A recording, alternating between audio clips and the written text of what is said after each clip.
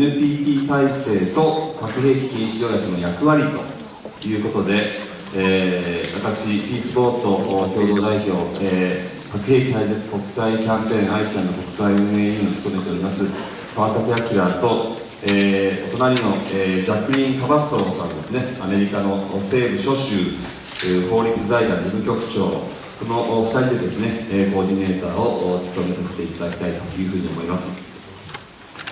で、今日のこの分科会ですけれども、概要のところに現在の NPT 体制における核兵器禁止条約の役割を徹底的に議論しますというふうにあります。今回の地球市民集会の全体のテーマとしまして、核兵器禁止条約の成立と、そして ICAN のノーベル平和賞受賞を生かしていこうと、それを力にしていこうということが掲げられております。その実質の中身を話をするのが今からの2時間半ということになります。これまで禁止条約をめぐってはいろいろな議論がありました。例えば NPT というこの過去50年続いてきたこの体制、この条約と昨年できた核兵器禁止条約が対立するものであるというような議論をする方もいらっしゃいます。しかし今日のこの分科会の中では禁止条約の課題と、そして NPT の課題をですね、双方をどうやって相互補完的に前に進めていけるのかという方向で議論ができればというふうに思っております。禁止条約の方については当然これを早期に発効させなければなりません。 NPT についてはそこで定められている核軍縮の義務を実際に履行させていかなければいけません。それらがお互いに、刺激し合って全体として前に進み核軍縮を進めていくというふうにしていくためには何ができるのかという課題について今日の5人のパネリストの方々にお話をいただきたいというふうに思っております。その課題ということの中には政府のやるべきこともあれば市民社会のやるべきこともあるでしょう。そして、世界全体のグローバルな課題もあれば朝鮮半島をめぐる地域的な課題、そして日本が何をできるかということも含まれていると思います。お一人お一人のお名前と肩書きは今日の資料にもある通りでありますけれども、NGO、ICAN の方、そして、専門家として賢人会議のメンバー、教育関係の方、ジャーナリストの方、そして日本政府の方といったですね、多様なアクターの方々が揃っていらっしゃいますので、今日の進め方としましてはそれぞれから約15分程度のプレゼンテーションをしていただきまして、その後約1時間弱時間があると思いますので、その前半でパネル同士のやり取りをして、後半で皆様からの質問を教師の形で受け付けて、議論していくと、そういうふうに進めてまいりたいというふうに思っています。それではここでですね、ジャクリン・カバッサさんにマイクをお渡しして、司会としての彼女のコメントに続けてですね、アメリカで活動されているカバッサさんの視点からのご発言もいただきたいというふうに思います。お願いいたします。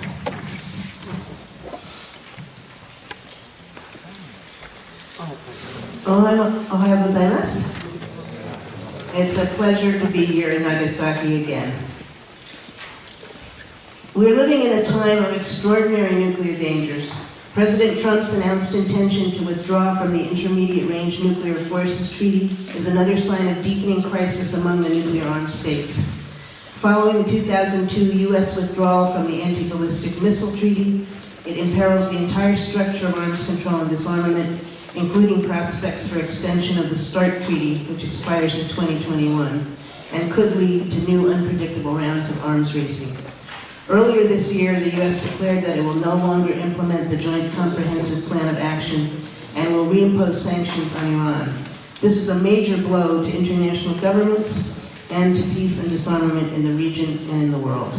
Mikhail Gorbachev, the Soviet leader who signed the INF Treaty with U.S. President Ronald Reagan in 1987, has warned The United States has in effect taken the initiative in destroying the entire system of international treaties and accords that served as the underlying foundation for peace and security following World War II. In the early 1980s, U.S. deployment of cruise and Pershing missiles to Western Europe stoked fears that Europe would serve as the battleground in a U.S.-Soviet nuclear war. It was this fear that mobilized a massive global anti-nuclear movement, leading to negotiation of the INF Treaty. Yet following the end of the Cold War, nuclear weapons fell off the public's radar screen. It was almost as if the planet itself breathed a huge sigh of relief. Most people believed that the threat of nuclear war had ended, but it hadn't.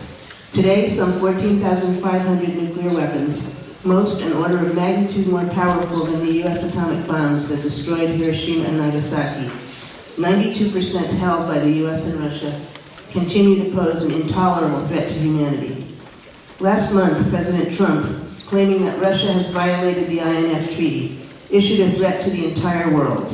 Referring to the US nuclear stockpile, he warned, "Until people come to their senses, we will build it up.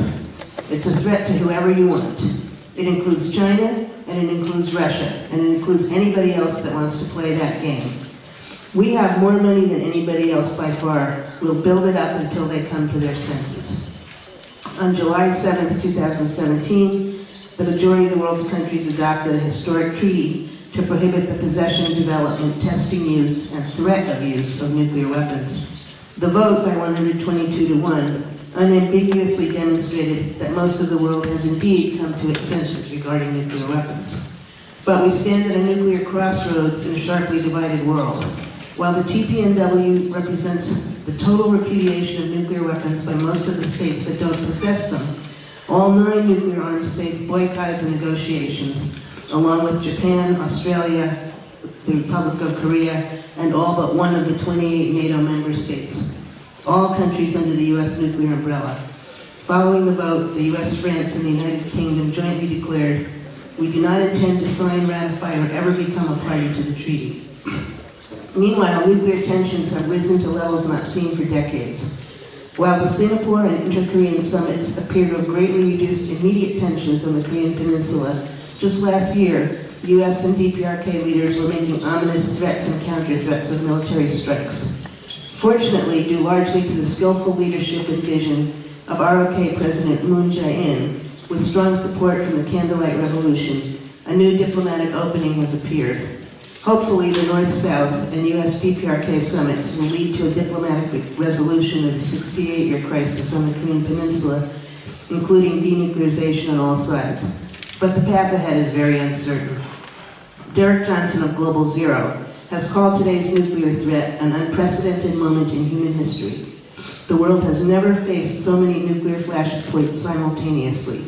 All of the nuclear-armed states are tangled up in conflicts and crises that could catastrophically escalate at any moment. An alarming trend is the increased scale and tempo of war games by nuclear-armed states and their allies, including nuclear drills.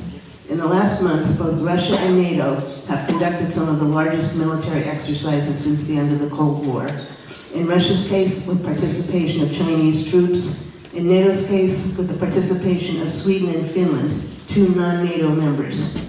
And risky close encounters between Russia and US NATO forces have increased dramatically in the Baltic region and Syria.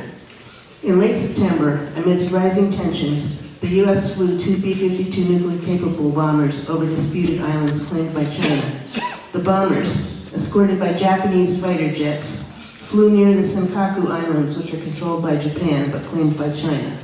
Just a week later, a US Navy destroyer narrowly avoided a collision with a Chinese warship in international waters in the Spratly Islands.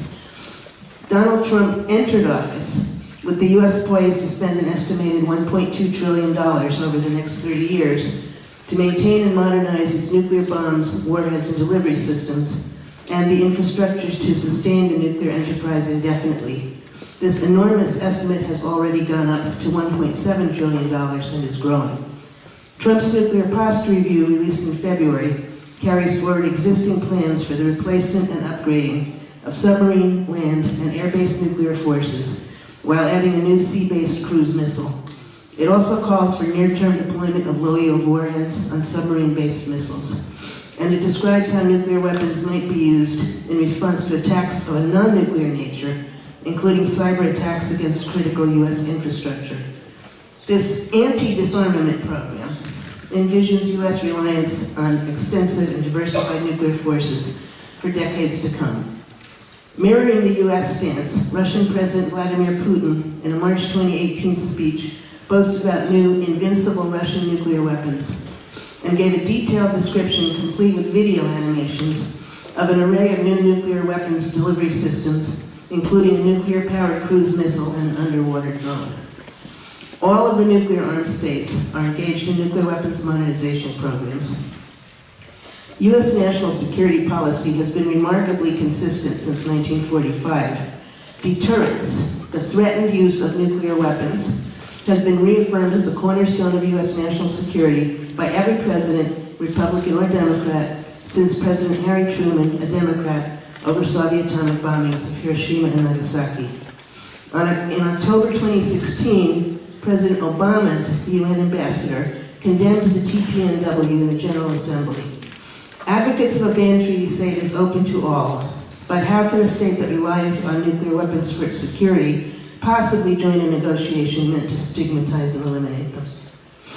We must keep both the promise of the TPNW and growing dangers of nuclear war fully in mind as we develop strategies to accomplish the urgent goal of a world without nuclear weapons.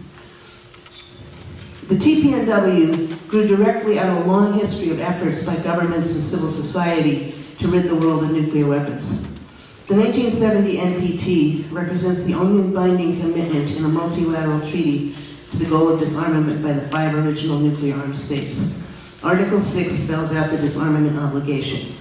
Each of the parties to the treaty undertakes to pursue negotiations in good faith on effective measures relating to cessation of the nuclear arms race at an early date, and to nuclear disarmament, and on a treaty on general and complete disarmament under strict and effective international control.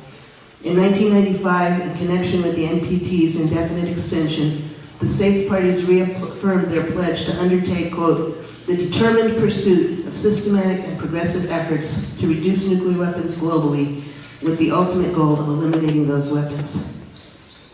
At the 1995 NPT Review and Extension Conference, non-governmental organizations from around the world formed the Abolition 2000 Global Network to Eliminate Nuclear Weapons, still going strong, which in its founding statement called upon all states to initiate immediately and conclude negotiations on a nuclear weapons abolition convention that requires a phased elimination of all nuclear weapons within a time-bound framework, with provisions for effective verification and enforcement.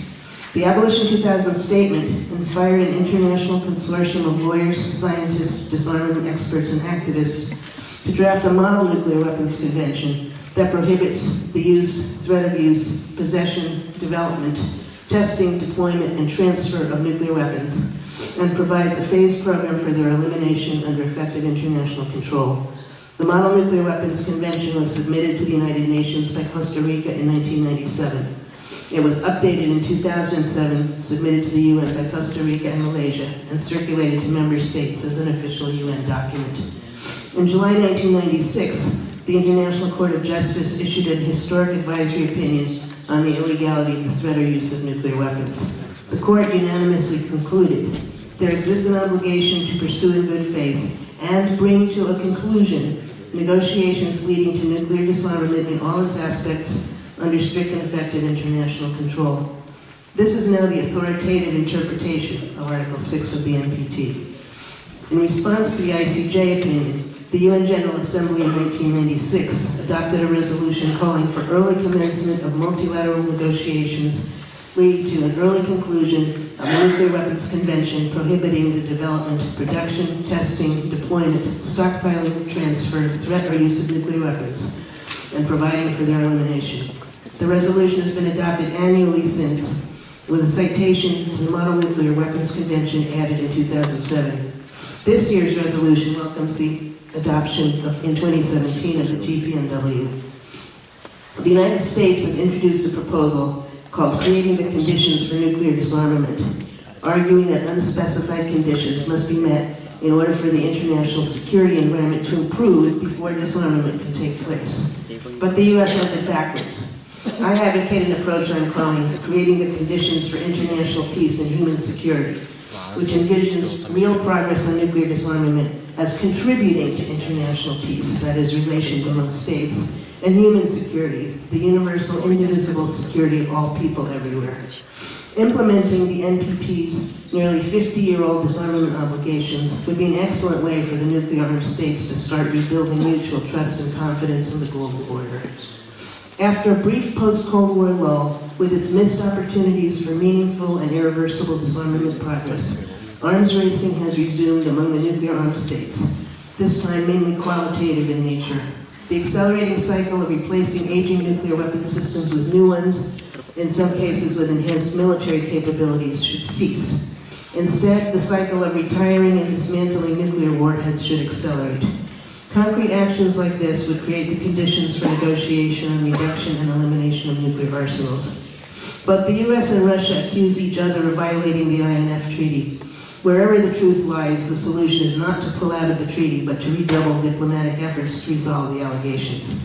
Russian Foreign Minister Sergei Lavrov has stated that Russia is ready to renew dialogue with the US. According to Lavrov, negotiations must deal with all aspects of strategic stability, including US missile defense systems, and should include serious dialogue aimed at preventing the militarization of space, a danger underlined by President Trump's June announcement directing the US Department of Defense to establish a Space Force as a new branch of the US Armed Forces. In an October 22nd statement, former US Secretary of Energy Ernest Moniz and former Senator Sam Nunn warned, if the United States gives formal notice and withdraws from the INF Treaty in 6 months, a cascade of negative consequences for the United States, Europe, and the world could be triggered. Presidents Trump and Putin should follow through on their commitment at Helsinki last summer to begin a new dialogue on strategic stability focused on nuclear dangers.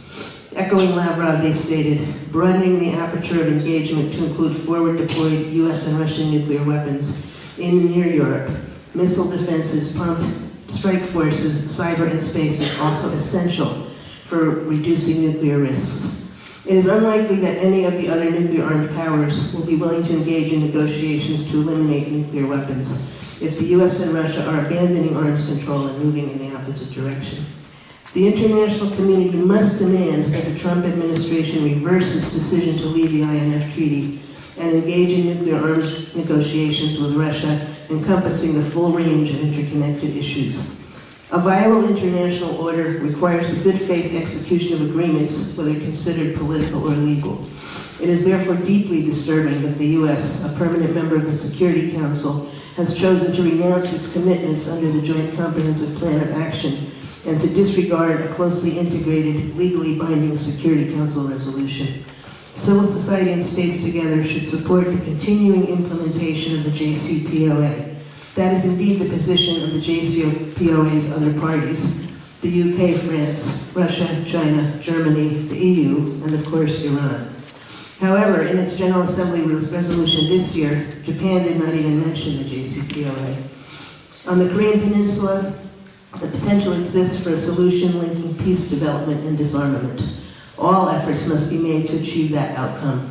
An essential element is the elimination of the DPRK's nuclear weapons and associated capabilities, but that must come in the context of ending reliance on nuclear weapons by all concerned parties in the region.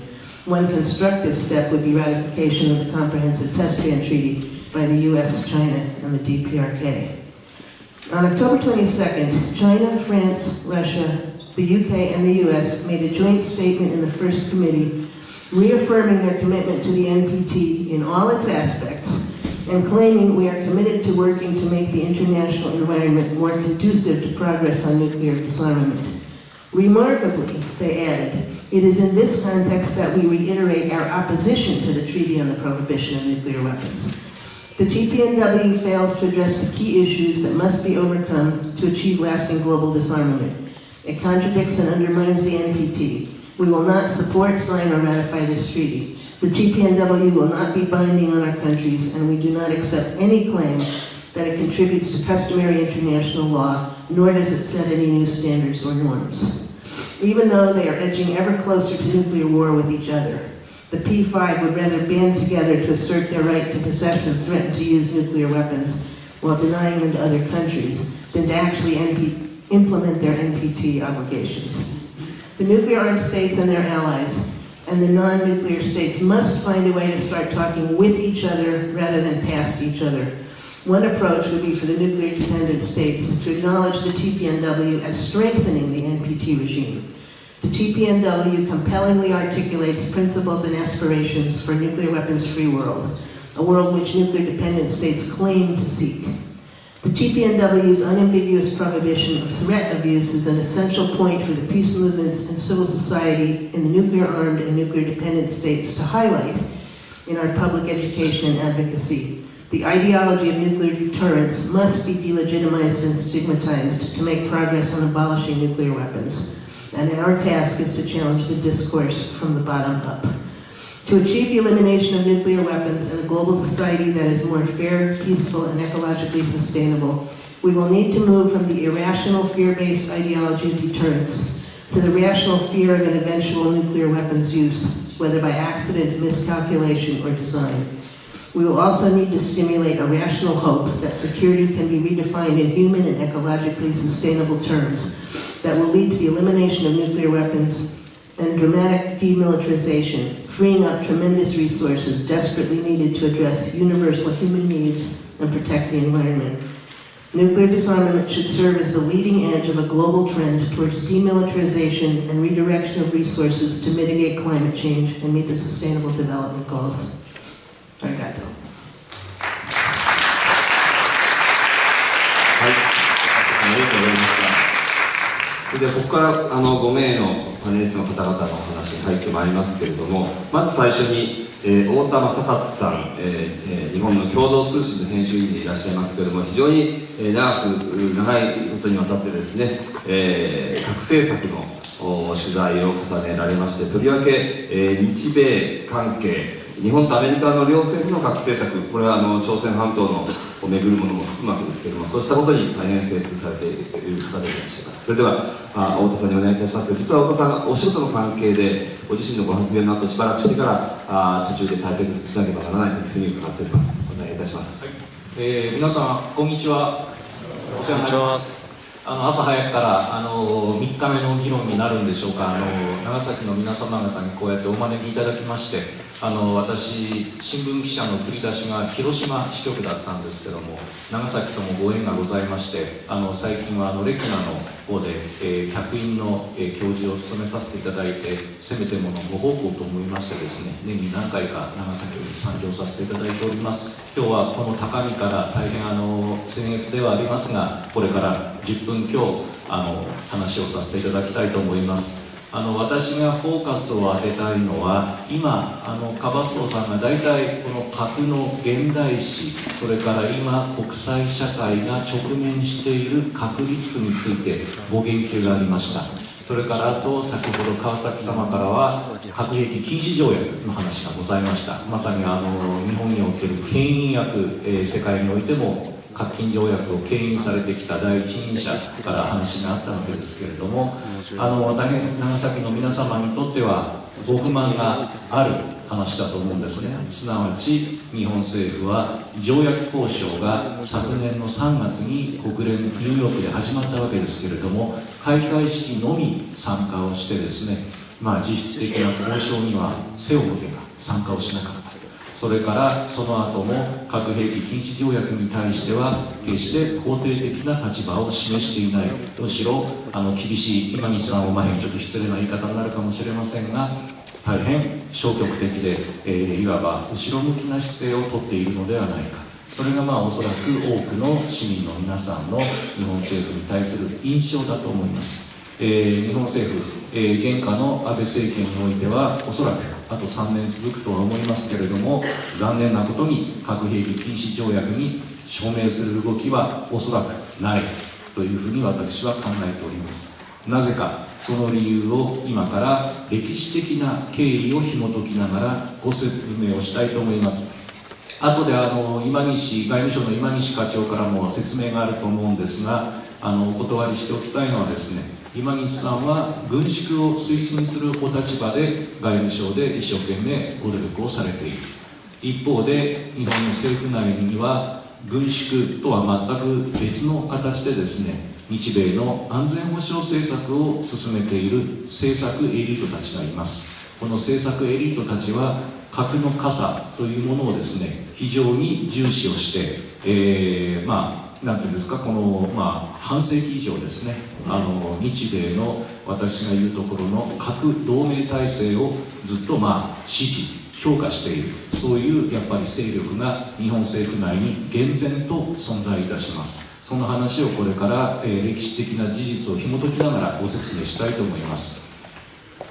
日本に最初にですね、核兵器が搬入された、核兵器がやってきたのはいつだと思われますか？朝鮮戦争が停戦するのが1953年の夏でございます。それから3ヶ月後の1953年10月、横須賀にある一隻の米軍の空母が入港いたします。その空母の名前は USS オリスカニ、空母オリスカニでございます。空母オリスカニは日本に寄港する前に西海岸、カリフォルニアでスペシャルウェポンズトレーニングをやった後に日本に入ってきました。スペシャルウェポンズトレーニング、スペシャルウェポンズというのはアメリカ軍の隠語で核兵器のことを意味します。核兵器の訓練を行って核の実戦能力を備えたオリスカニ、空母オリスカニが1953年10月に日本に入ってくる。横須賀にやってくる。そして佐世保にやってきます。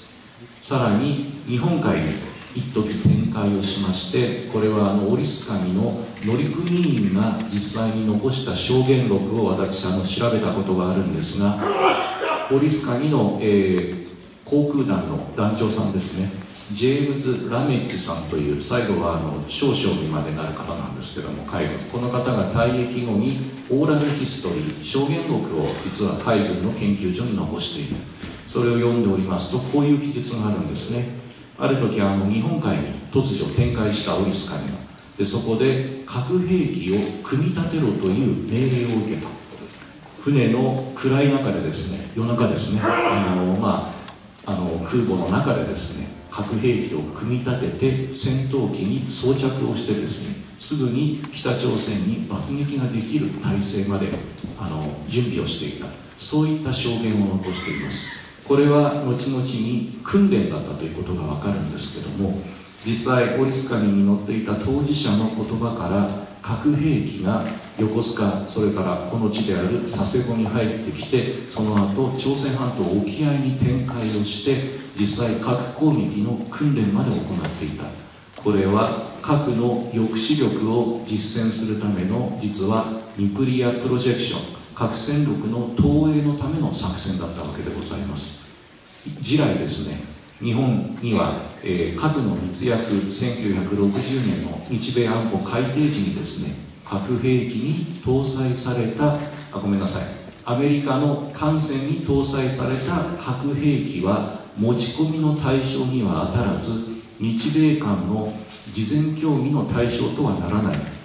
すなわち船に積まれている米軍の核兵器に対しては日本には発言権がないというですね、核の密約が60年の日米安全保障条約改定時に結ばれまして、それからずっとですね、アメリカの空母、それから攻撃型潜水艦、さらには攻撃型の駆逐艦、そういったものに核兵器が搭載されて、ジョージ・ H.W. ブッシュお父さん大統領が撤去するまでですね、一貫してアメリカの空母機動部隊には核兵器が搭載されて日本に展開をしていた事実が実際ございます。これは私日米で10年がかりで資料調査とか、当時のアメリカ政府、60年代70年代のアメリカ政府の高官にも取材を重ねて、十分に確認をした事実でございます。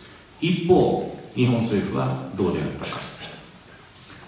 鳩山一郎総理、この方は1954年から1956年に、政権を担う、総理首相でございます。自由民主党、保守合同によって誕生55年体制が、確立する最中での総理だったわけですけれども、この方は国会での、質問でですね、国会質問で日本に核の持ち込みを認めるのかと野党議員から国会で追及されたことがございます。その際に鳩山一郎首相が言った答弁はですね、アメリカの船に大体核兵器が積んであるんだから日本にわざわざ配備する必要はないだろうと、そういう国会答弁を残しております。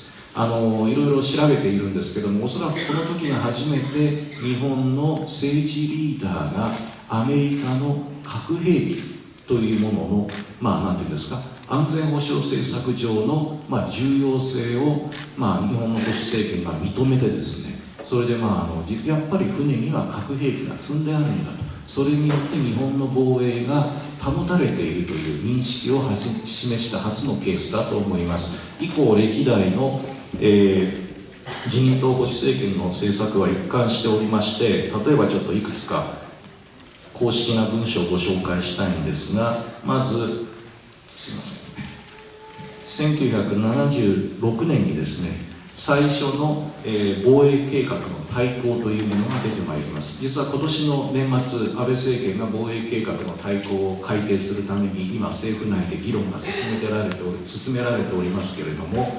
1976年の大綱、これ初めてのものなんですが、この中にはこういう文言が登場します。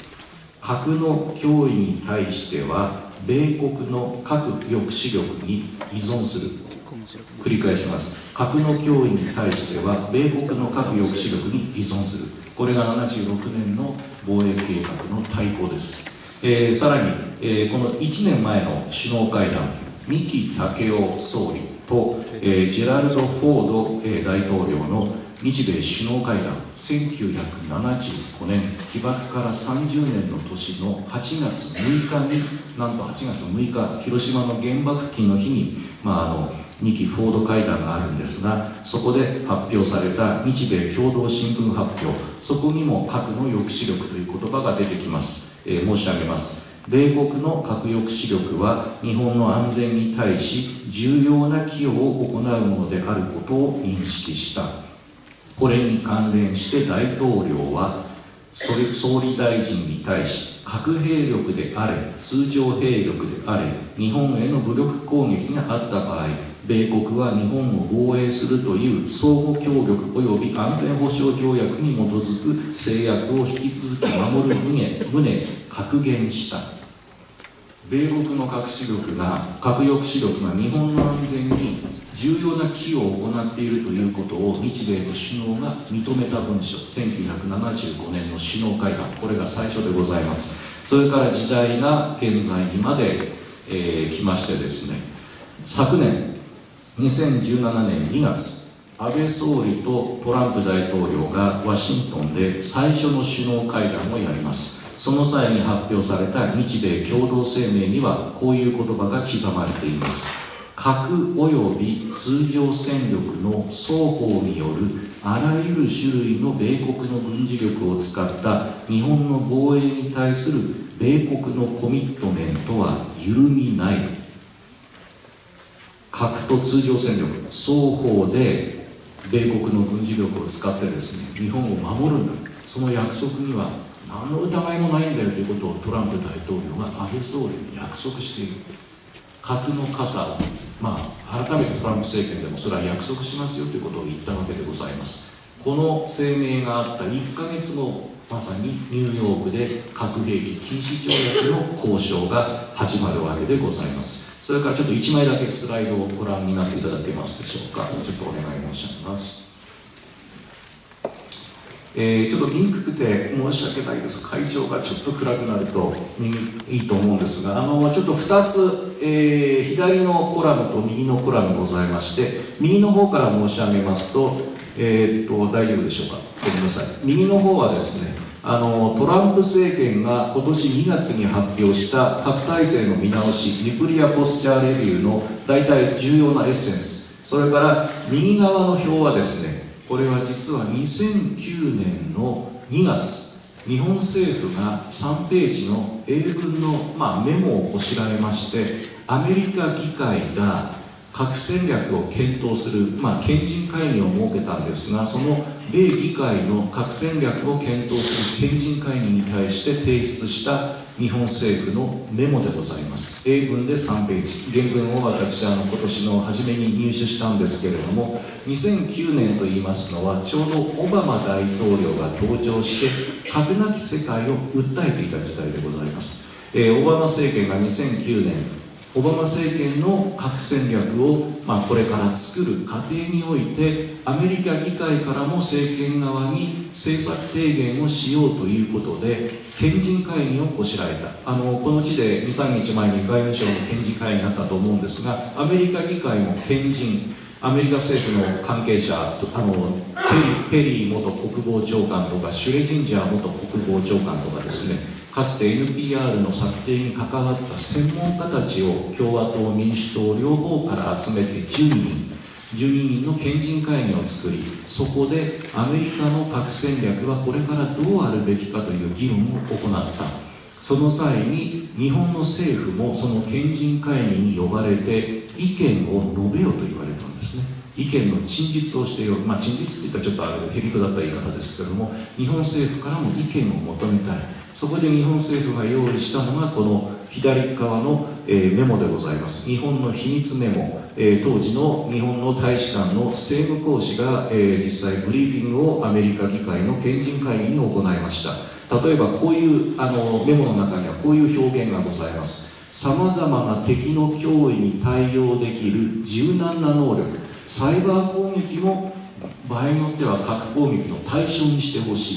それからですね、これ上から4つ目のポツですけども、非戦闘員への副次的被害を抑える選別能力、そういったものが抑止力に必要ではないか。すなわち非戦闘員を傷つけない制服を着た軍人さんだけを攻撃対象とする選別能力の備えた核戦力、これが必要ではないかという提言を日本政府の高官がですね、アメリカ議会で証言していると。それからですね、一番下、配備戦略核の一方的削減は日本の安全保障に逆効果の恐れがある。オバマ大統領、核なき世界とおっしゃるけれども、一方的に核を減らしてもらっては困るんだ。それは日本の安全保障に有害だということをはっきりと日本政府はアメリカ議会に伝えております。それから、時代が2018年トランプ政権の NPR、 これが右側でございますが、少しだけ重要なところ申し上げますと、 NPR、 トランプ政権の NPR で例えば重要なのはこの上から3つ目でございます。潜水艦発射弾道ミサイルへの小型核配備で即応性を高め、抑止力の信頼性を向上させる。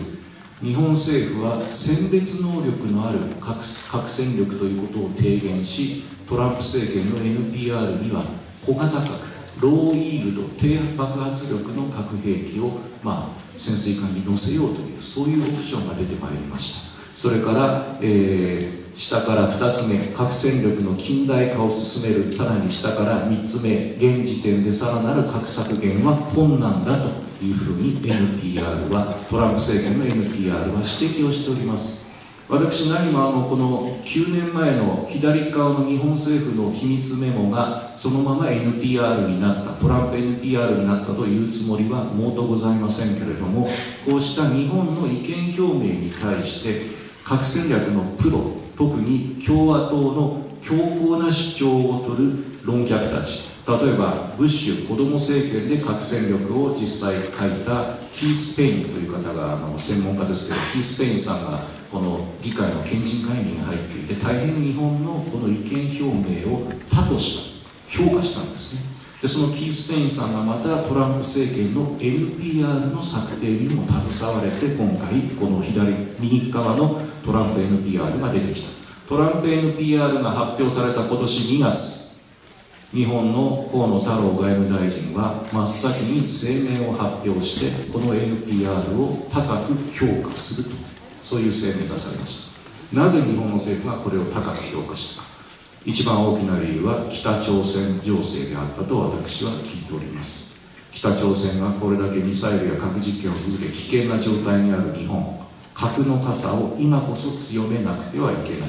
したがってトランプ NPR を評価するというのが日本政府の当時の考え方であった。しかし今年の2月というのはもうすでに南北同士で南北の首脳会談へ向けた外交プロセスが始まっていて、それが6月の米朝首脳会談につながっていくわけでございます。実は朝鮮半島は大きく動いている。しかし日本政府の核に対する、核に依存する政策というのは相変わらずである。今岸さんは軍縮の立場からお話をされると思うんですが、これが日本の安全保障政策を司るエリートたちの考え方だというふうに私は言っていいんじゃないかと思います。こういう状況で核兵器の禁止条約というものに安倍政権は署名批准するでしょうか。とても難しいと思います。じゃあどうするか。我々市民で議論をジャッジして、我々市民が核政策を投票行動、来年も参院選挙ありますけれども、投票する際にこういった核政策をいつまで続けていいのか、こういった核政策を続けている政権に我々の信頼を与え続けていいのか、生命と財産を預け続けていいのか、我々市民がやはり投票するときにこういった核政策の現実を踏まえて投票所に足を運ぶことが何より大事かと思います。ちょっと長くなりました。オーバーして申し訳ございません。どうもありがとうございました。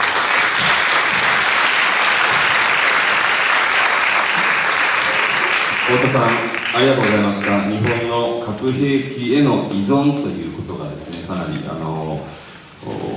詳しくお話があったというふうに思います。次のパネリストはですね、核兵器廃絶、国際キャンペーン ICAN のコーディネーターをしていらっしゃいますダニエル・ホグスタさんです。ダニエルさんはですね、ジュネーブにあります ICAN の事務所でさまざまなICAN の活動のコーディネートをしながら、また、各国の政府に対する働きかけもしている方でいらっしゃいます。今回初めての長崎訪問です。ダニエルさんお願いいたします。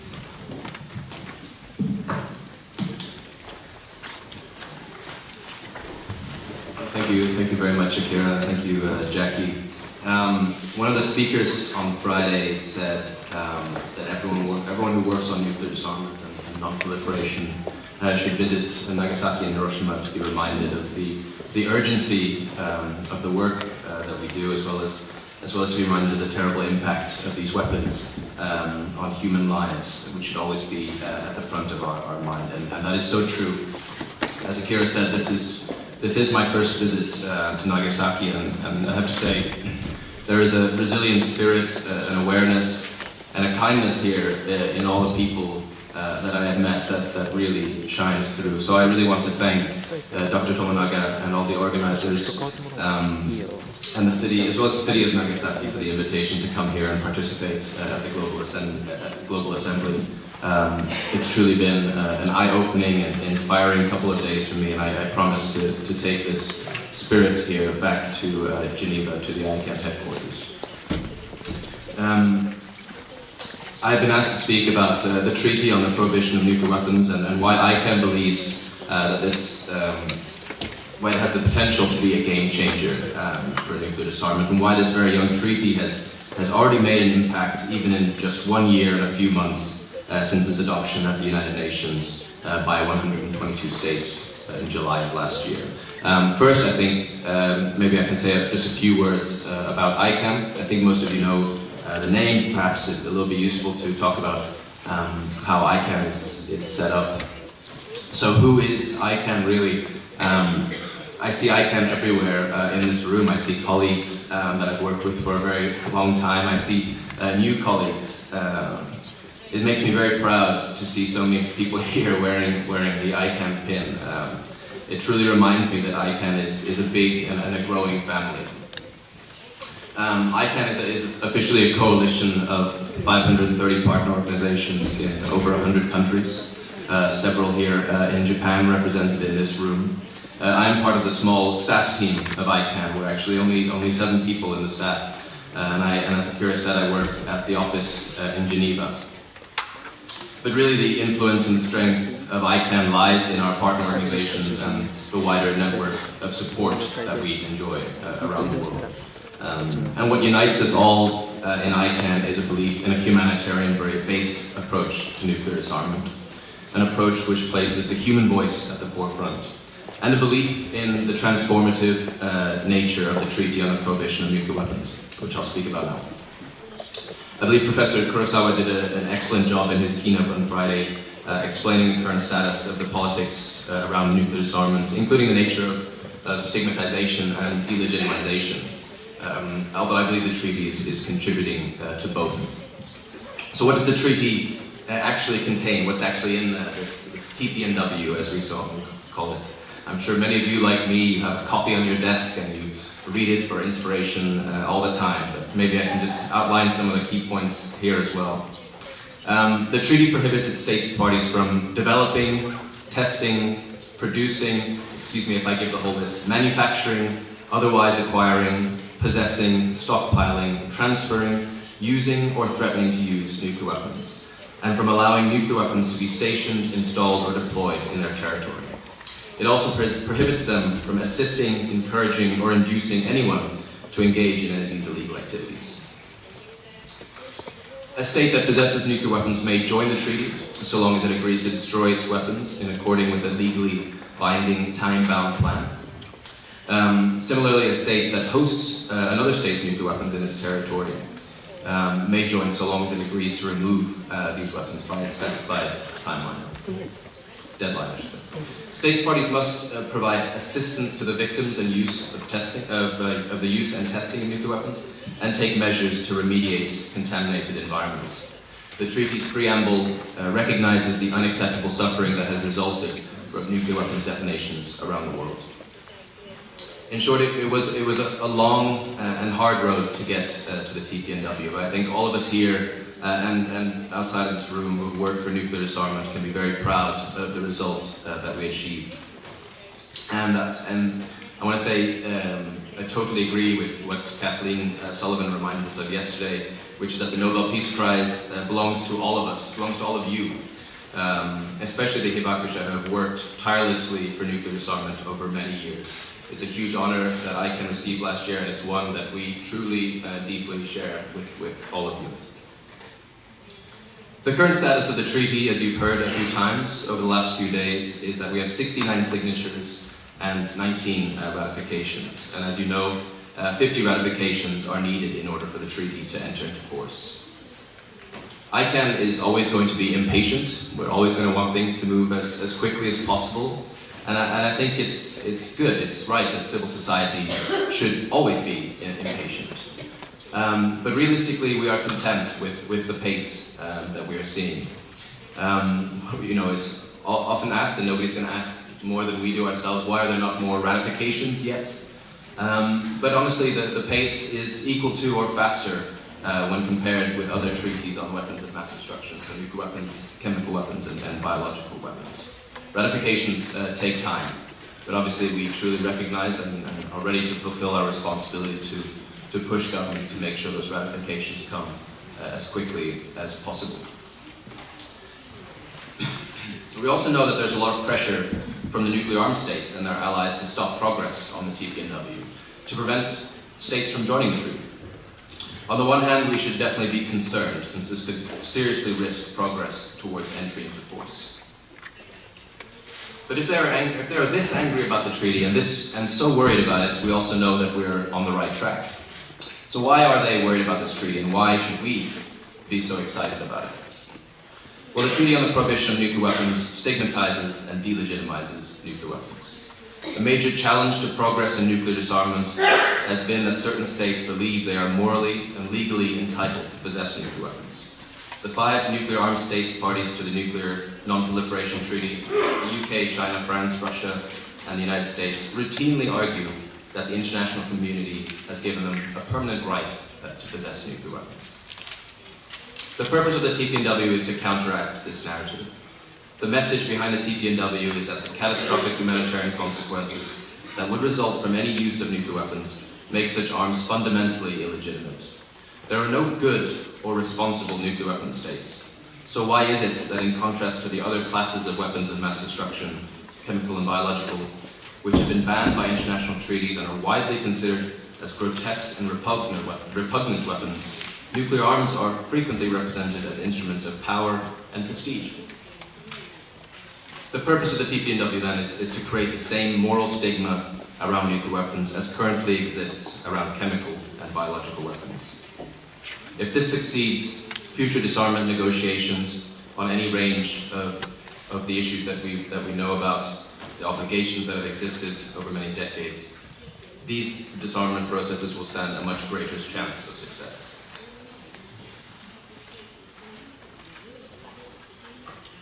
From a civil society perspective, the value of the TPNW is not just in the fact that it corrects a legal anomaly between nuclear weapons and chemical weapons and biological weapons. That's morally right and it's long overdue, but for us, the greatest value of the treaty is the opportunity it creates for us, the campaigning opportunities, and how it brings us closer to our goal of abolishing nuclear weapons. So even though the treaty has not yet entered into force, it's already having a noticeable impact on the politics of nuclear umbrella states. And soon it will have an impact on the policies as well. I should say, we call these states nuclear umbrella states, but I think we're beginning to call them nuclear weapon endorsing states, because that's really what they're doing. They're states that contribute to the so-called credibility of nuclear weapons. I want to mention two ways that the treaty is having an impact already. Two things that we've seen over the last year and a few months. And that's parliamentary actions and divestment actions. By divestment, I mean banks and financial institutions moving their money away from the producers of nuclear weapons. Firstly, the TPNW has opened up new discussions at the parliamentary level, which we primarily see the best evidence of it so far in European NATO countries. There have been parliamentary investigations about the TPNW in several countries in Europe, which means that several of these governments are being pressured to justify their positions on nuclear weapons in the context of a new international prohibition. The terms of the debate are fundamentally different. In some countries, we've even seen that the parliament, the legislature, has taken a position contrary to the government's position on the TPNW. And it's that kind of political tension that is extremely useful for us as campaigners and activists. That's where you can see a breakthrough. The work with divestment, which we have a report which is called the Don't Bank on the Bomb report, is also very exciting, and it shows the power that the treaty is already having. Jackie mentioned this quote that the three of the nuclear weapon states used, which said that the treaty will not set any new norms or have any impact. Which is, I smile because we're already seeing the norm that's being created. And just because they say it doesn't make it true. The norm exists and it's growing. Just this year, the biggest pension funds in both Norway and the Netherlands, two nuclear weapon endorsing states, one of which refused to participate in negotiations, which is Norway, and the other state was compelled to participate in negotiations because of a decision by its parliament.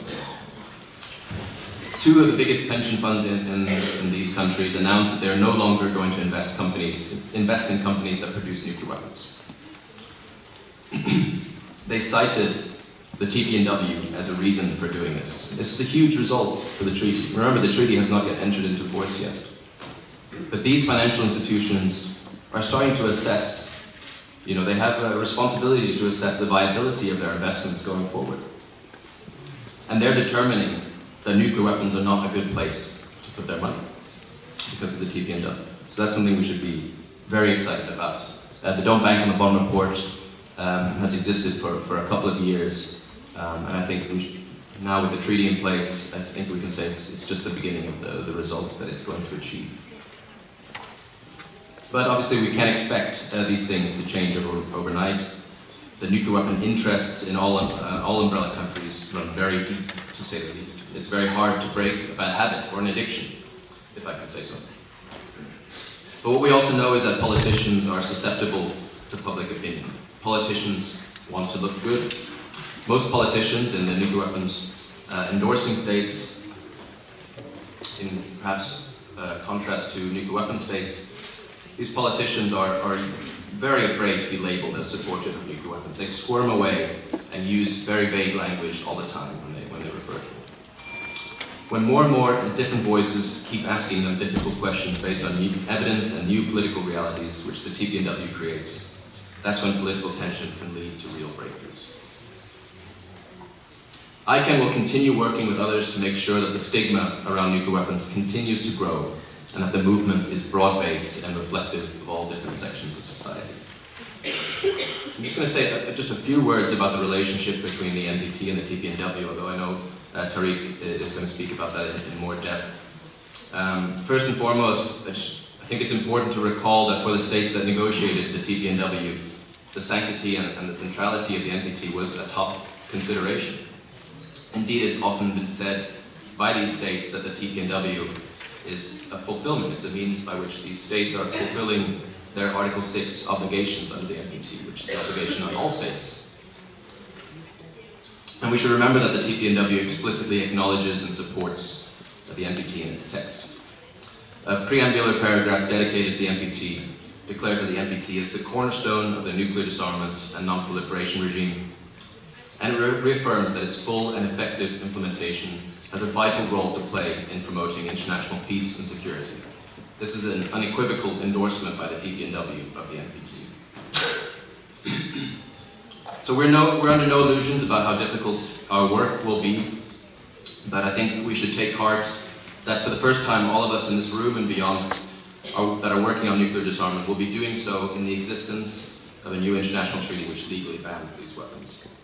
This is not something that can be ignored, even by the states that are right now saying that they're not going to join, including 9 nuclear weapon states, and unfortunately also including Japan. In certain practical and normative ways, the treaty will impact them anyway, and this will only increase when a treaty enters into force upon its 50th ratification.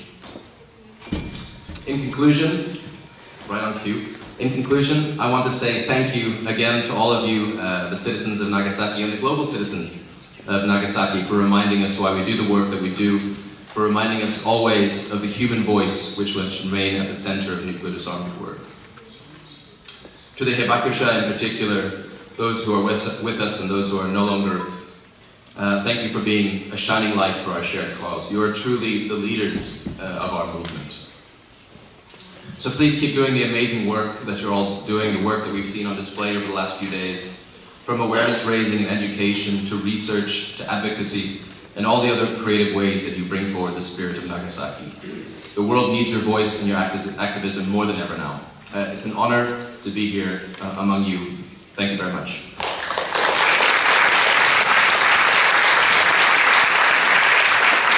Thank you. 続きましてですね、タリク・ラウフさんにお話をいただきますけれども、タリクさんはですね、元国際原子力機関 IAEA の検証安全保障政策課長でいらっしゃいまして、その他にもさまざまな機関におきましてですね、この核不拡散と核軍縮のことを長年にわたって取り組んでいらっしゃる本当の専門家でいらっしゃいます。そして、日本政府が主催をしております核軍縮の実質的な進展のための検事会議のメンバーでもいらっしゃいまして、今回の地球市民集会が始まる前の2日間、この検事会議の会議に参加にされておりました。それでは大樹さん、お願いいたします。Thank you very much, Akira, for that kind introduction. I would like to thank Dr. Tomonoga and the organizers of this Citizens Assembly, the city and prefecture of Nagasaki, as well as the government of Japan, and you, the participants, for providing me the opportunity to be with you for the last 3 days and to provide some personal comments on the relationship between the Nuclear Non-Proliferation Treaty and the Treaty on the Prohibition of Nuclear Weapons. I used Google Translate to get some Japanese translations, so I apologize in advance if they are wrong, and I earnestly hope that no inappropriate terminology crept into the Google Translate translation there. So I usually start by pointing out that according to most of the risk analysis, weapons of mass destruction, and that is really nuclear weapons, still remain the most dangerous weapons on Earth. They have a high likelihood of being used, as we heard from the previous speakers this morning, and there will also be a very high impact on human beings and the environment in the unfortunate event that nuclear weapons are ever used by accident or by a deliberate decision. I usually mention in my presentations that there really is only one true weapon of mass destruction. And I say this because there is no defense against nuclear weapons.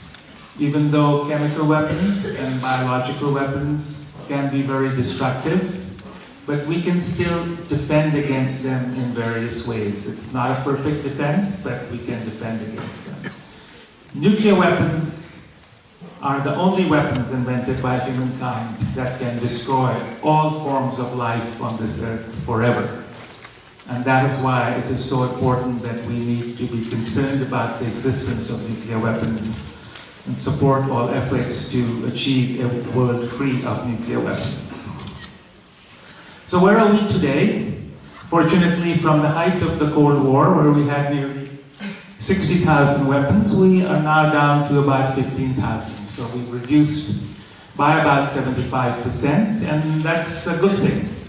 But still, 15,000 nuclear weapons in 9 states possessing them is still very excessive. Each of these weapons, even the smallest one, is more powerful than the ones used over Hiroshima and Nagasaki.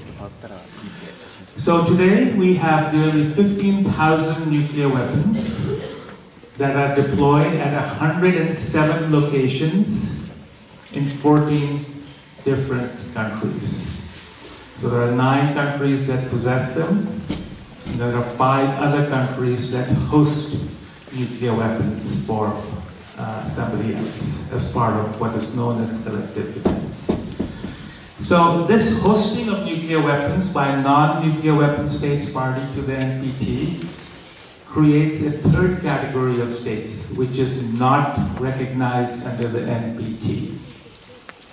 The Non-Proliferation Treaty only recognizes 2 categories of states: non-nuclear weapon states and nuclear weapon states as defined by the Non-Proliferation Treaty. So states that host nuclear weapons and states that are part of extended deterrence or defense arrangements that are underpinned by nuclear weapons is a category of states not recognized by the NPT. At various review conferences, these states make the argument that their status was grandfathered at the time the Non-Proliferation Treaty was negotiated in 1967 and 1968. Even if we grant them that argument, there is no reason that 50 years after the treaty entered into force, which we will get to in 2020, this grandfathering still has to continue. The Cold War ended a long time ago, and therefore the non-nuclear weapon states and civil society also needs to stigmatize and delegitimize this third category of states that is not recognized and is illegitimate in my view under the terms of the Non-Proliferation Treaty.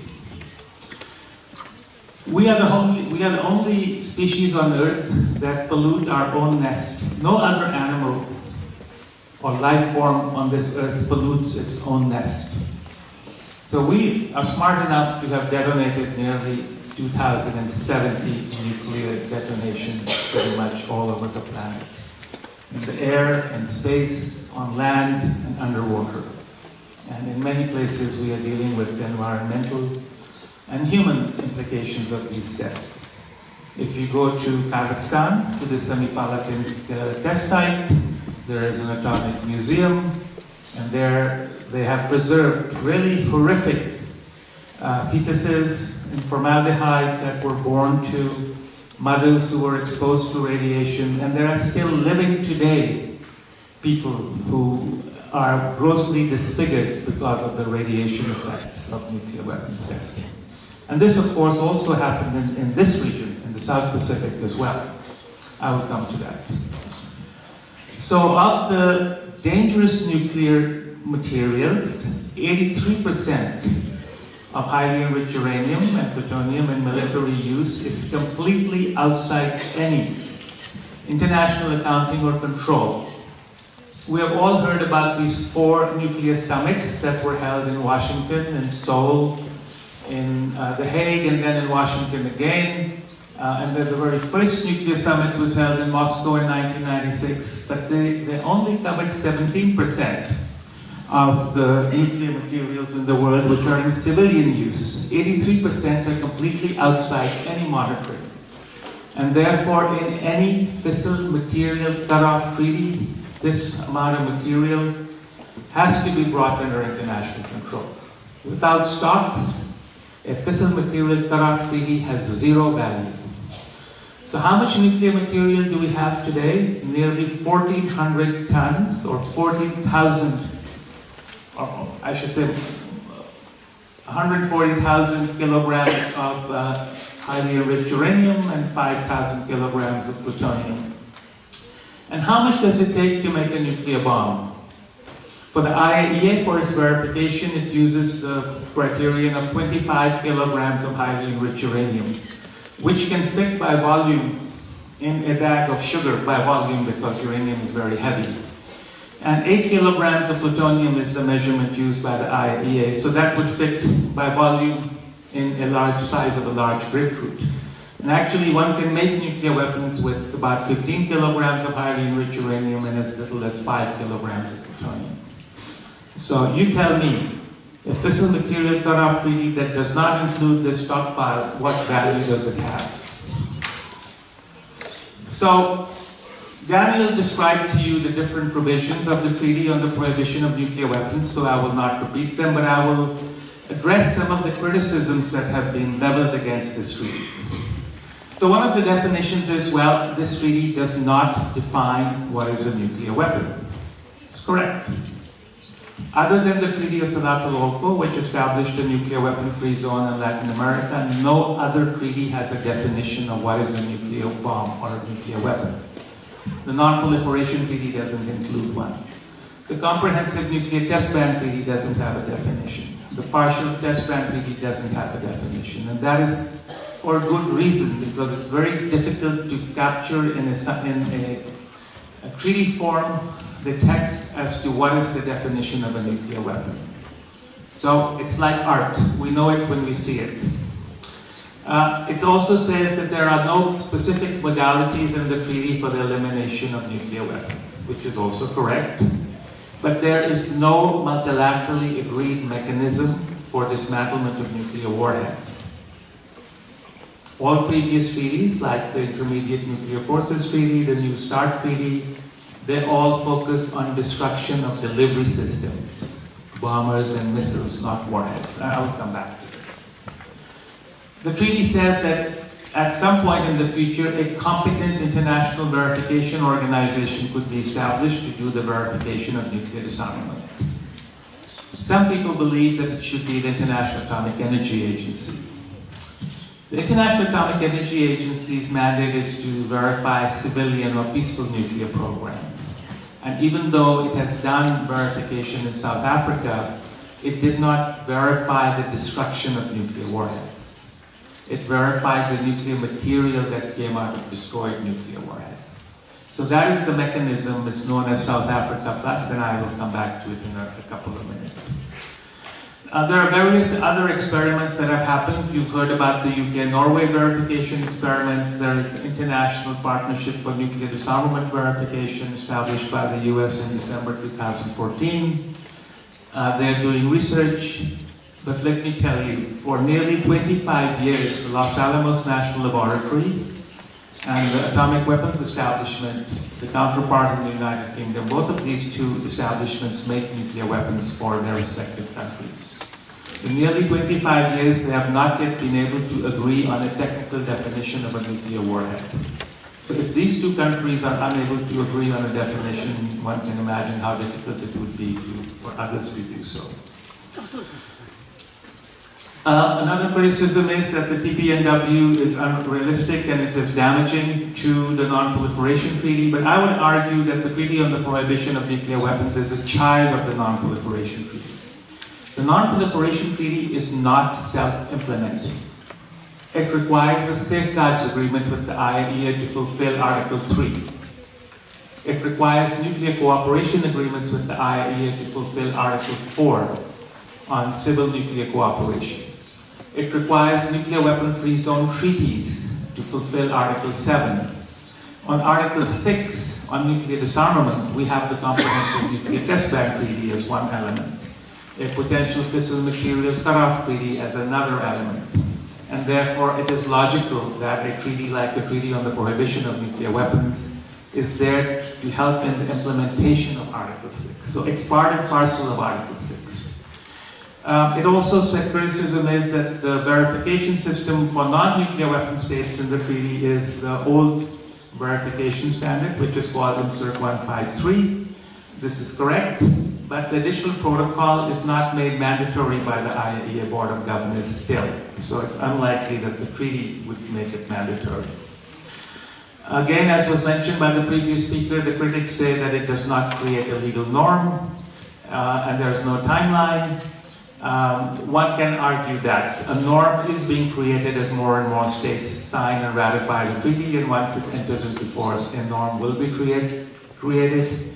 Customary international law will be created, despite allegations to the contrary. The other argument is that it damages and undermines the NPT regime. So some people say the TPNW is the elephant in the room of the Non-Proliferation Treaty. It may well become an elephant because the non-nuclear weapon states, 25 years after the indefinite extension of the NPT in 1995 and 50 years after its entry into force, despite efforts where the nuclear weapon states and their allies agreed in 1995, in 2000, and again in 2010 on various actions on nuclear disarmament which have largely been unfulfilled. And therefore 122 countries have taken matters in their own hands to show that now the action is transferred to them.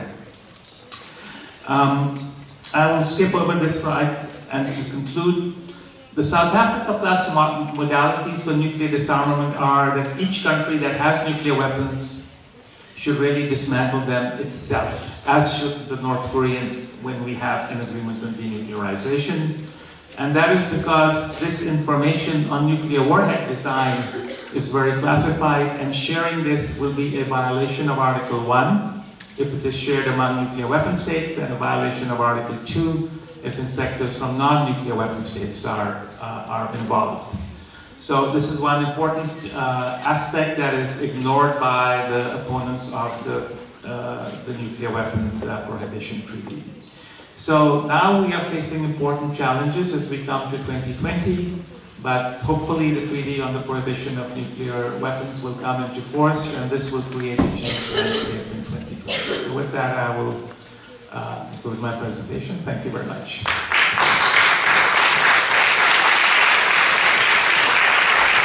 ありがとうございました。それでは続きまして、アメリカのミドルベリー国際大学院、ジェームズ・マーティン、不拡散研究所の時雅子さんですね。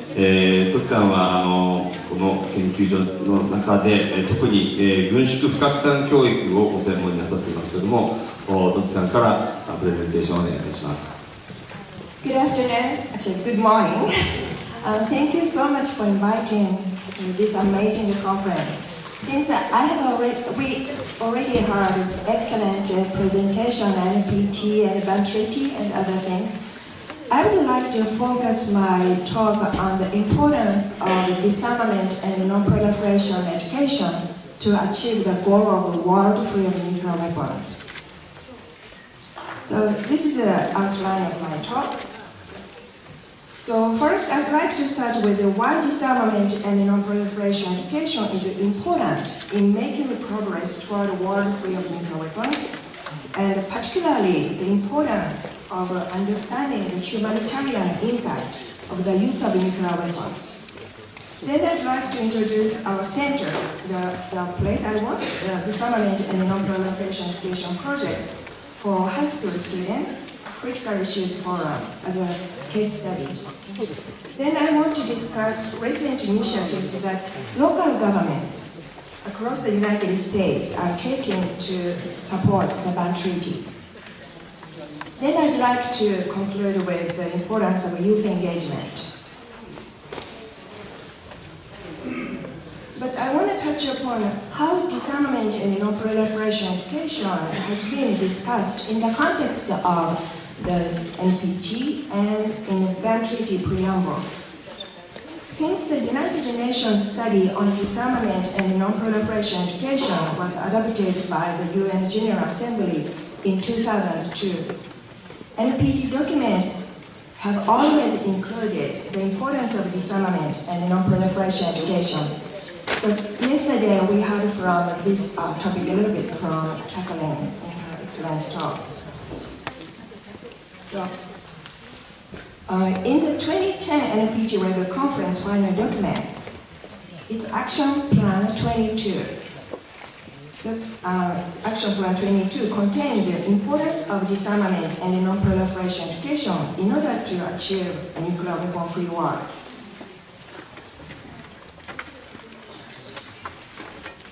Also, the ban treaty's preamble recognizes the importance of peace and disarmament education in all its aspects and of raising awareness of the risks and consequences of nuclear weapons for current and future generations. I think this raising awareness is the key in disarmament education. The concept of the importance of education to achieve disarmament is not new. The adoption of the UN study on disarmament and non-proliferation education in 2002 is marked as one of the most significant achievements in the history of disarmament and non-proliferation education efforts. Unfortunately, not so many people paid attention to this important achievement. In the foreword by then Secretary General Kofi Annan, he said, "Ignorance of the real dangers that do exist, especially the legacy of nuclear weapons inherited from the last century. Moreover, the companion of ignorance is complacency.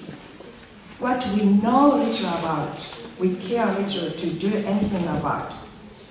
These words of wisdom 16 years ago is still very relevant, especially in terms of understanding the actual impact of the use of nuclear weapons. So the problems of nuclear weapons has not diminished, as we all heard today. So I'm not going to, of course, repeat it. The catastrophic impact of the use of nuclear weapons is incomparable to any other weapons. The important thing is the risk of the use of nuclear weapons does exist. However, many young people, especially most high school students, remain scarcely informed on these topics. Education entails a profound mandate to solve a variety of problems our global society faces today. The UN study also emphasizes that it is important to help young generation to develop critical thinking skills. As you may know, earlier this year, United Nations Secretary General Antonio Guterres launched the monumental initiative to make progress towards disarmament. In this important document, Securing Our Common Future, an agenda for disarmament, he included numerous action-oriented items. In this divided, dangerous world with more complex arms races, Secretary General emphasized the importance of dialogue.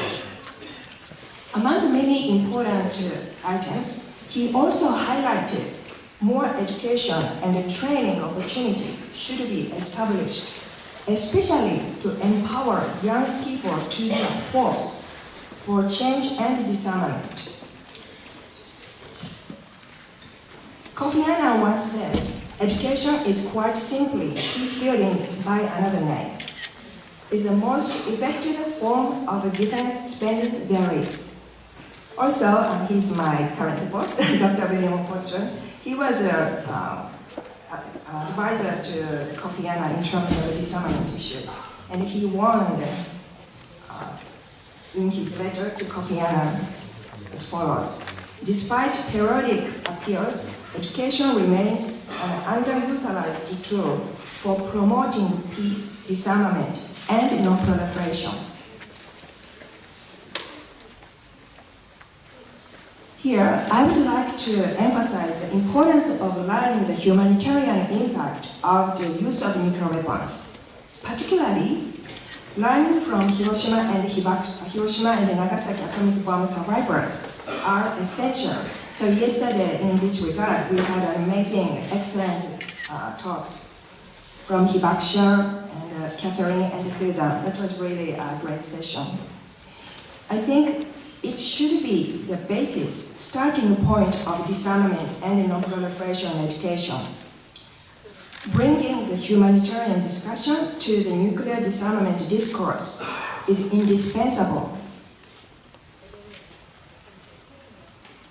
So I want to talk a little bit about what we do at our center to promote disarmament and non-proliferation education for high school students. As one of our non-proliferation and disarmament education activities at our center in Montreal, James Money Center for Non-Proliferation Studies, I coordinate the Critical Issues Forum, CIF. This educational outreach programs for high school students and teachers. Currently, this program engages high school students from Japan, Russia, and around the United States. I also want to emphasize the important role of educators, teachers.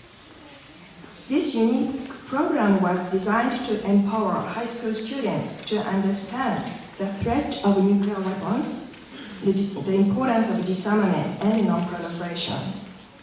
The program also aims to empower these future leaders to develop informed opinions and think critically about crucial and timely international security issues, and encourage them to share this awareness with their communities. Every year, the project selects a different and very timely topic. In 2015, the conference held in Hiroshima for the first time to commemorate the 70th years of remembrance of Hiroshima and Nagasaki bombings. For the 2016 conference in Montreal, former U.S. Defense Secretary Dr. William Perry joined this conference and spent the entire day to discuss the importance of disarmament and the importance of youth engagement. In 2017, the conference was held here in Nagasaki. At the time, Comprehensive Nuclear Disarmament Treaty Organization Executive Secretary Dr. Lassina Zerbo flew all the way from Vienna to Nagasaki to give a keynote speech and to encourage these future leaders. The most recent conference was held in Montreal. Students discussed the Treaty on Prohibition of Nuclear Weapons, achievement, aspiration, and challenges ahead. They presented this timely topic by researching the background and inception of the ban treaty, as well as by investigating the different views to the treaty and trying to find some common ground. Students investigated how the ban treaty will contribute to accomplishing the goal of peace and security of a world free of nuclear weapons. We were particularly fortunate that the conference was able to welcome Ms. Susan Southard as a keynote speaker in Montreal. So I'm particularly happy to see her again here in Nagasaki. I thought it would be very important for these young high school students to try to empathize the suffering of Hibakusha by listening to her lecture. Susan's words in the preface of the book Nagasaki she introduced yesterday so beautifully and eloquently state the importance of empathy. So I just want to quote a small portion.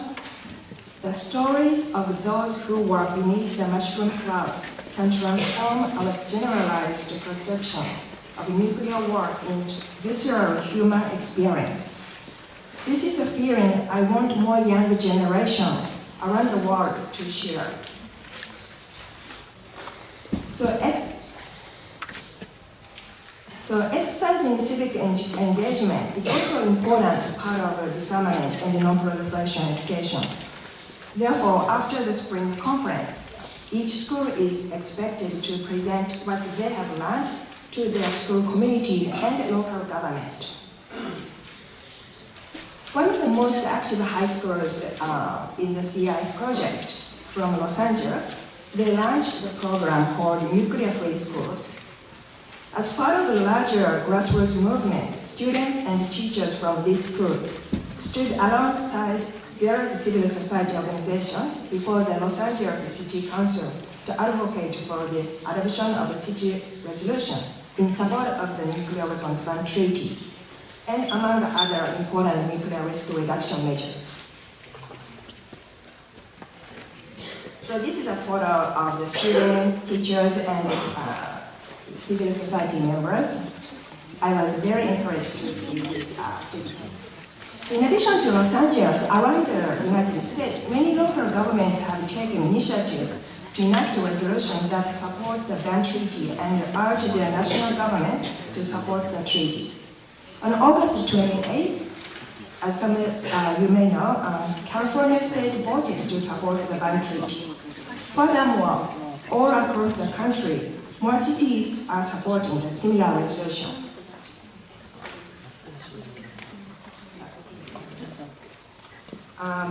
If we want to change policy or to have an impact on the policy-making process, it is essential to change public opinion. So therefore, it is necessary to raise public awareness of the inhumane nature of nuclear weapons and catastrophic consequences of any use of nuclear weapons. So this certainly requires educational activities, including public education. When former United Nations Secretary General Ban Ki-moon made his major disarmament education speech at our school in 2013, I'm going to finish. He said, education can help the world to build a global culture of peace that rejects all weapons of mass destruction as illegitimate and immoral. It is easier for students to learn the logic of nuclear deterrence than to learn to discard the myths that keep nuclear weapons in place. But education can help to refute the claim that nuclear disarmament is utopian. This statement supports the idea that education can help stigmatize nuclear weapons and strengthen norms against nuclear weapons.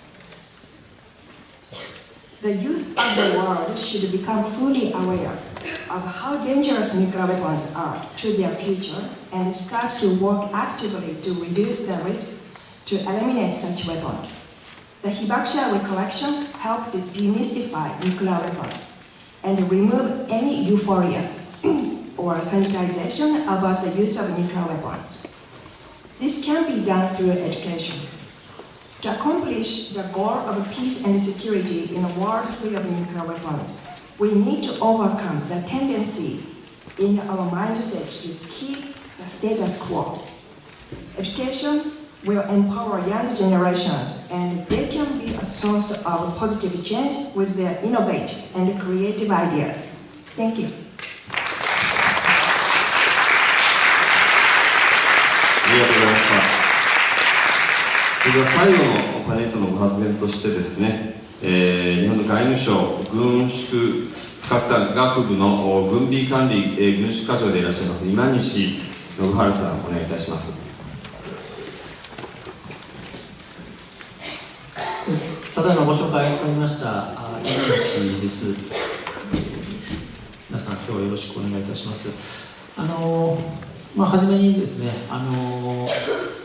この地球市民集会長崎にお招きいただいて本当に実行委員長の友永先生はじめ関係者の皆様方に感謝申し上げます。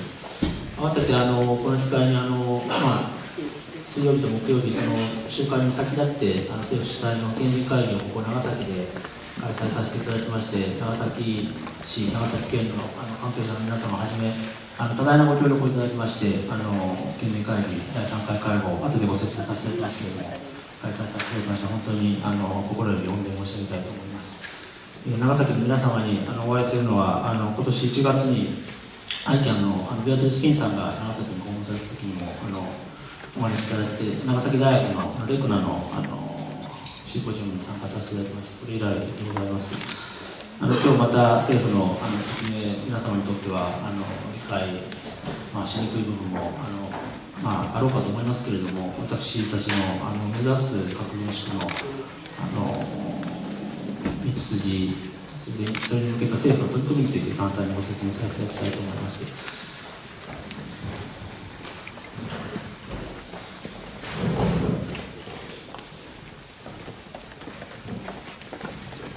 今日のお題がですね、NPT 体制と核兵器禁止条約の役割ということでして、特に、今日も私も楽しみにしていますのは、やはりこの NPT 体制における核兵器禁止条約の役割を議論するということになってますけれども、どういうふうに今後、この NPT 体制が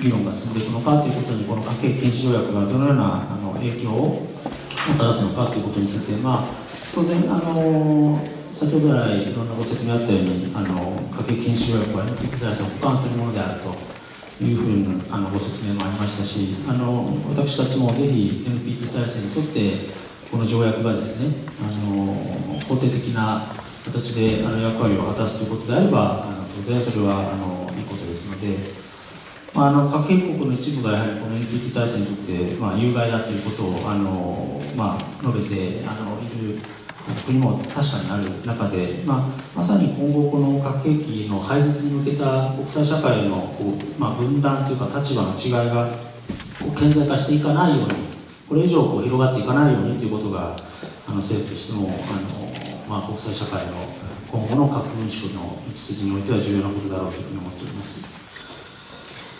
その上でこのNPT はご存知のように2020年に5年に一度の運用検討会議が開かれるわけで、これは発行50周年の大変重要な会議だと思っております。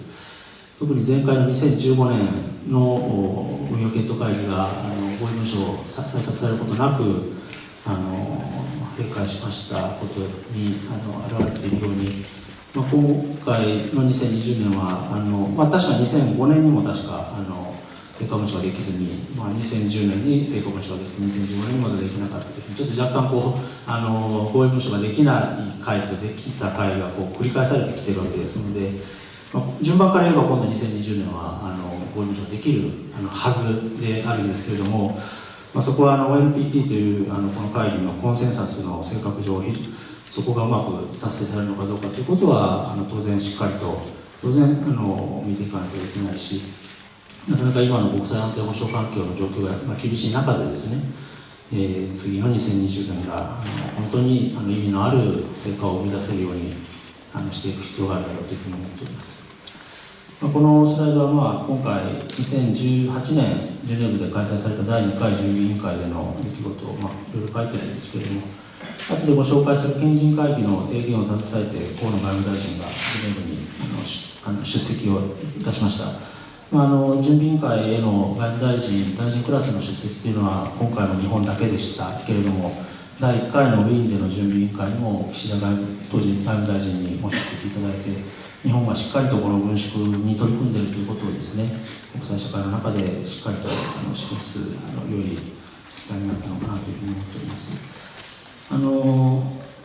来年第3回ニューヨークでまた準備委員会があって、2020年の本番の運用検討会議に向けて、政府としてはこの NPT の枠組みをですね、しっかりと維持強化していくことこそ、各兵器国もこれ参加している枠組みですので、この中でしっかりと議論が軍縮の面も含めて各産、平和利用3つの柱ありますけれども、とりわけこの軍縮についてもこの NPT プロセスの中で議論がしっかりと進むことを期待しておりますし、その中で日本としてもしっかりと努力をしていきたいというふうに思っています。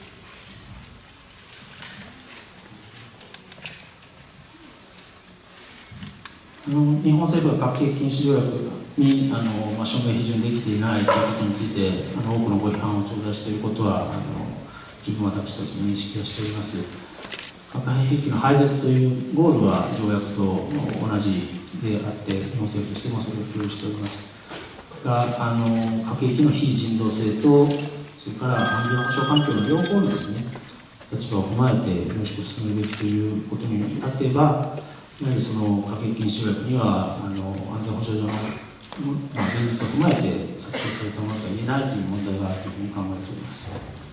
核兵器国は今この核兵器禁止条約を支持しておりませんし、私たち日本も含めた核の脅威にさらされている核兵器国はこの条約に参加していません。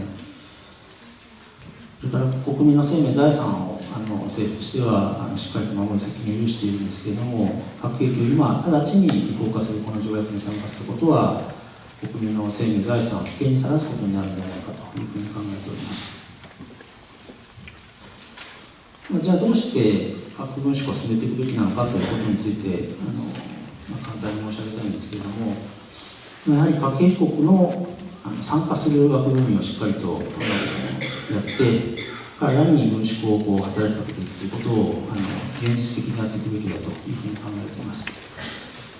ちなみにその核の法的禁止に日本政府が反対しているんじゃないかということについて言えば、将来ですね核兵器の数が今1万5000発程度ありますけれども、これが極めて低いレベルまで削減された時点で核の廃絶を目的とした法的な枠組みを導入することは私たちも現実的だというふうに考えていますが、まだ残念ながらそこの段階まで今核兵器国も含めて至っていないという状況だというふうに考えています。